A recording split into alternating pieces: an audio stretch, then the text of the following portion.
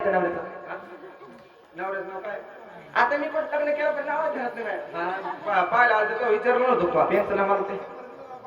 हा पाहुण्याचं नाव काय नाही हे ड्युटीवाल्याचं नाव सर मम्मा ताई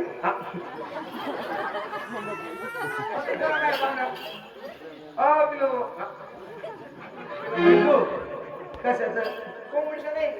माझं पिल्लू तुमचं नाव काय हो असलं रे पाहुणा असलं पाहुणा तुमचं नाव काय हा साक्षात पिंपरीचे पाहुणे हा मग हा गेला बाय 100 रुपये आपल्याला दिले का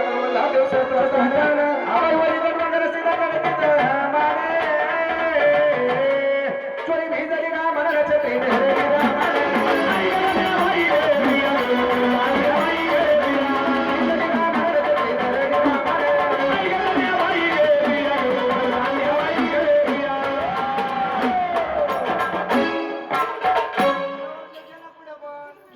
झोपल्या असतील पाहुण्याला मला देवाची देवपूजा करायला म्हणे अगरबत्ती हा बोल जागरण तुमचं आहे मला ओय नवरदेव मला ऐकलं ना भाऊ हा जर कदाचित माणसाचं नवीन लग्न झालं तर त्या जेजुरीच्या देवाला जावं लागेल जेजुरीच्या खंडेरायाला जावं लागतं आणि तिथून जर कधी जाऊन आलं हा तर 5 नामाच्या गोह्यानं जागरण गोंधळाचा कार्यक्रम करावा लागतो तुमचं यंदा झालं नवीन लग्न आमचं झालं यंदा नवीन लग्न जायचं त्या जेजुरीच्या देवाला एक काम करा हा बाया माणसाची विचार करा देवाला चला जे देवाला निघायचं हा बाया माणसात फरार झाले सध्या याच्यातले काय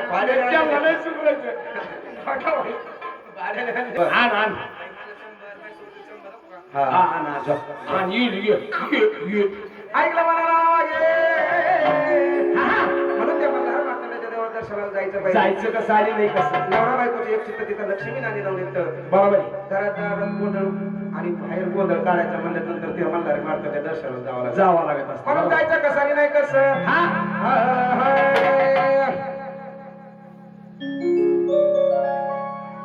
शिवा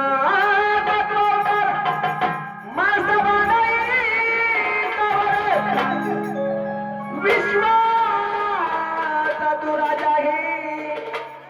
त्या जेजुरी गडावर कोण हा तो आज आमच्या लग्नाचे कोणते सगळं माहिती आहे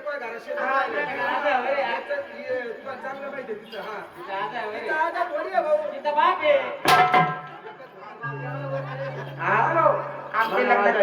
आमच्या लग्नाची कोणती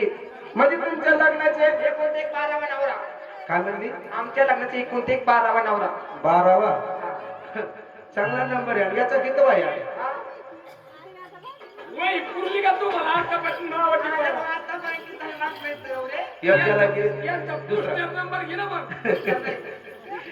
एक काम कर पाहुण्याचं नाव घे त्यांचं नाव घेऊ का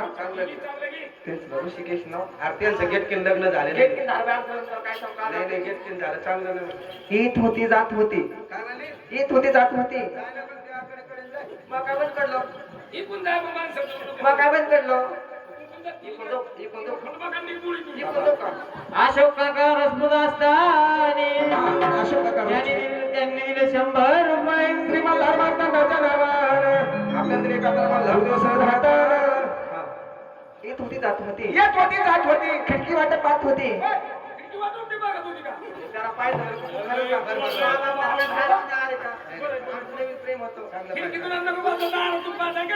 येत होती जात होती खिडकी वाटत पाहत होते खिडकीला 3 तारा खिडकीला 3 तारा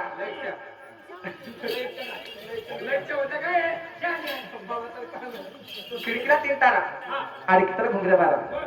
ऋषिकेश बसले देवाला तुम्ही घालते त्यांना वारा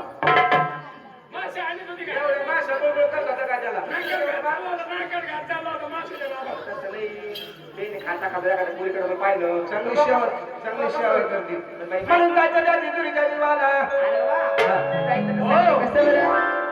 आदित्य करत असताना आणि किती दुखत असताना त्यांनी दिले 100 रुपये दिले नावानं होय पण मी सोबत पाहिलं कशी बसली तिला पाय पडणे आली का माझं ते तिकडे बोलले तुला ते तो आज बोल हो लग्नाला 12 वर्ष झाले